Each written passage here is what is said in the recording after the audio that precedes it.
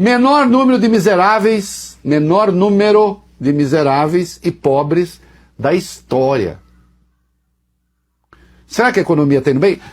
Vocês vão ver, saiu uma pesquisa da Quest, nossa, os gênios do mercado, está tudo errado. Gênio de mercado, quando vê que está caindo o número de pobre, número de miserável, número de jovens que nem trabalham nem estudam, quando vê desemprego na mínima histórica, quando vê o crescimento maior em 13 anos, os mercados falam assim não dá. Assim não dá. A gente precisa tirar pobre da conta. Não dá para meter pobre na conta. Mas o menor número de miseráveis, vamos lá.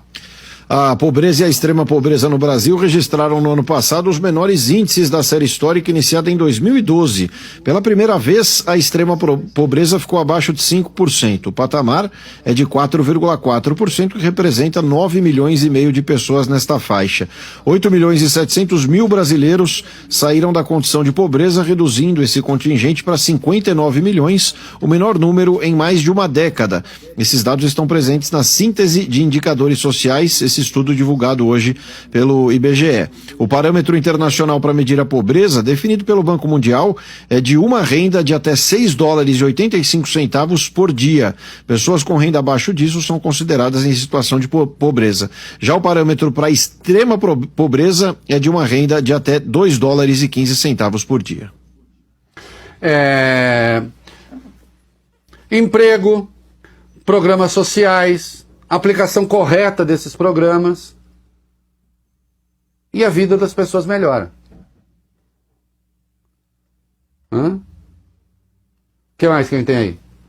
De acordo com esse relatório, a expansão dos programas sociais, principalmente do Bolsa Família, ajudou a reduzir a extrema pobreza de 5,9% para 4,4% entre 2022 e 2023. Isso significa que do total de 12 milhões e 600 mil pessoas nessa situação, 3 milhões e 100 mil saíram da extrema pobreza no espaço de um ano. Conforme o documento, as crianças e adolescentes de 0 a 14 anos são a população mais atingida pela pobreza. 7,3% são extremamente pobres e 44,8% são considerados pobres. Entre os grupos por idade, os idosos têm os menores índices. 2% estão em situação de extrema pobreza, enquanto 11,3% estão em condição de pobreza.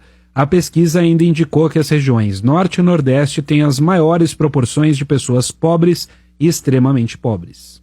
Olha aqui, e também caiu o número de jovens que nem estudam nem trabalham entre 15 e 29 anos. Menor número da série histórica. Ainda é muita gente, 10 milhões e 300 mil brasileiros nessa situação. O equivalente a 21,2% da população dessa faixa etária. É muita coisa, mas caiu também a níveis históricos, né? Então nós estamos falando de um país cuja economia está funcionando. Nós estamos falando de um país em que o lucro das 327 empresas da Bolsa de Valores no terceiro trimestre subiu 55% na comparação com o mesmo trimestre do ano passado. 55%. Nós estamos falando de uma lista de 116 países. O Brasil estava a indústria brasileira estava em 70º lugar, está em 40º. Subiu 30 pontos. Nós estamos falando de um país em que a OCDE está dizendo que o Brasil foi o segundo destino de investimento no mundo no primeiro semestre. Só perdeu para os Estados Unidos. Com desemprego historicamente baixo, com maior crescimento em 13 anos. Mas aí existem os tais mercados. Aí veio a público uma pesquisa da Quest, e eu não estou questionando a pesquisa, não sei quem foi entrevistado, mas eu acredito que é verdade. É um vomitório. Não da pesquisa, de quem respondeu. A política econômica está na direção certa ou errada? Na direção errada para 95%. Nós estamos falando de uma lista de 116 países. O Brasil estava a indústria brasileira estava em 70º lugar, está em 40º. Subiu 30 pontos. Nós estamos falando de um país em que a OCDE está dizendo que o Brasil foi o segundo destino de investimento no mundo no primeiro semestre. Só perdeu para os Estados Unidos. Com desemprego historicamente baixo, com maior crescimento em 13 anos. Mas aí existem os tais mercados. Aí veio a público, uma Quest, e eu não estou questionando a pesquisa, não sei quem foi entrevistado, mas eu acredito que é verdade. É um vomitório. Não da pesquisa, de quem respondeu. A política econômica está na direção certa ou errada?